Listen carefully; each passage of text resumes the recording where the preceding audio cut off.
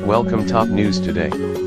By Ramzy Baroud December 9, 2017. Now that U.S. President Donald Trump has fully adopted the Israeli right-wing political discourse on Palestine, the Palestinian Authority is in a very tough spot.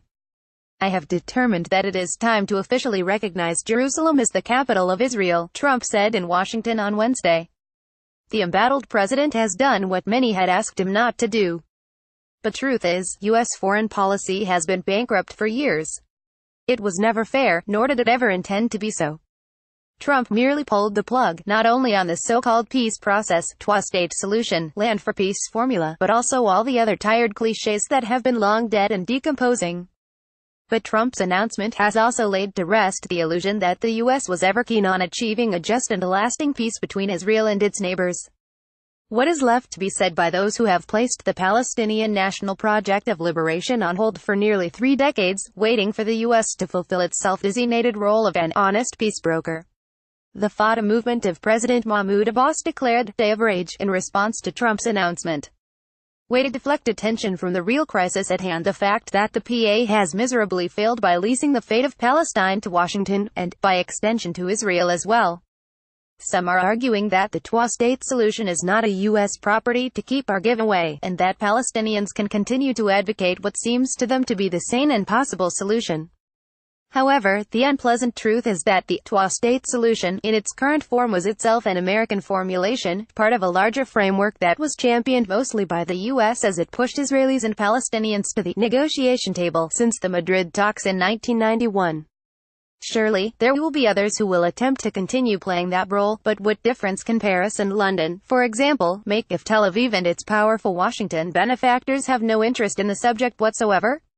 Trump's announcement should not come as a complete surprise, though.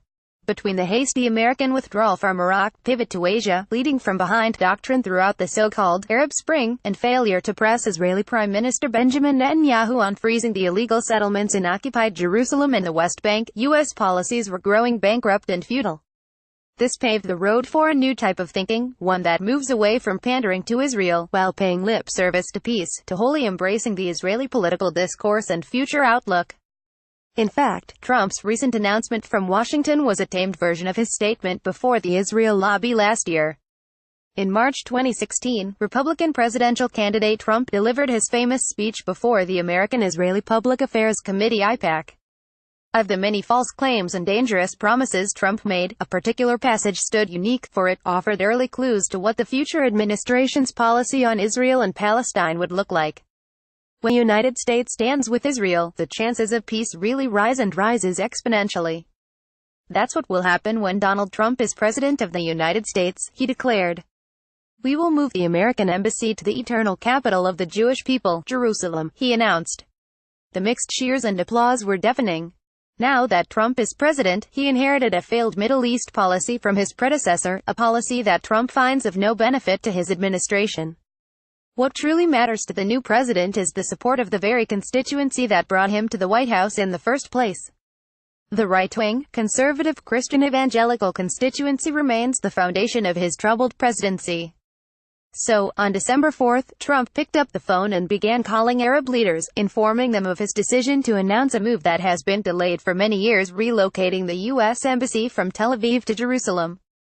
Arabs fumed, for such a move would surely create further destabilization in a region that has been taken on a destructive course for years.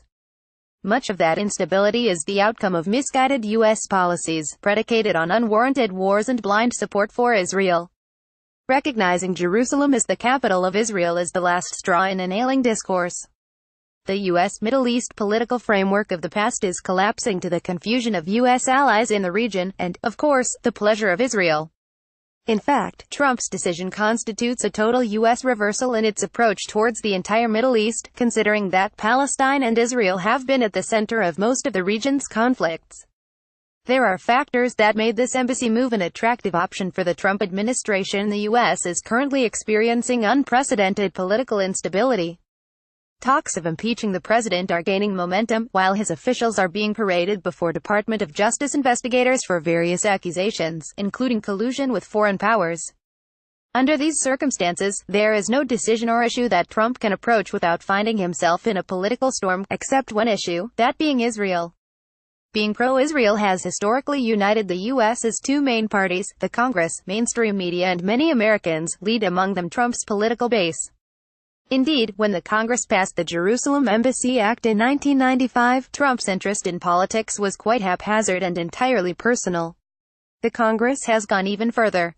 Attempting to twist the arm of the White House, it added a clause, giving the administration till May 1999, to carry out the Congress's diktats or face a 50% cut in the State Department's budget allocated to acquisition and maintenance of buildings abroad, to avoid violating the Congress's public law, and to maintain a thread, however thin, of credibility. Every U.S. president has signed a 6-month waiver, a loophole in the law that allowed the White House to postpone the relocation of the embassy. Fast forward to Trump's IPAC speech. His pledge to move the embassy then seemed merely frivolous and opportunistic. That was the wrong assessment, however.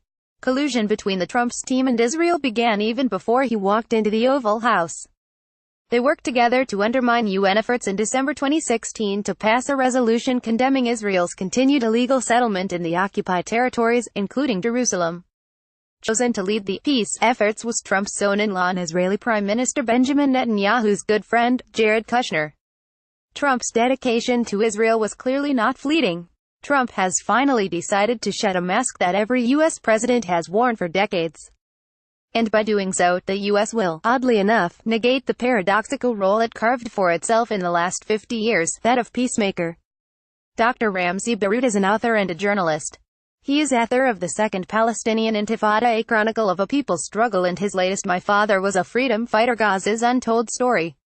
He can be reached at ramzybaroud@hotmail.com. Read other articles by Ramzy, or visit Ramzy's website.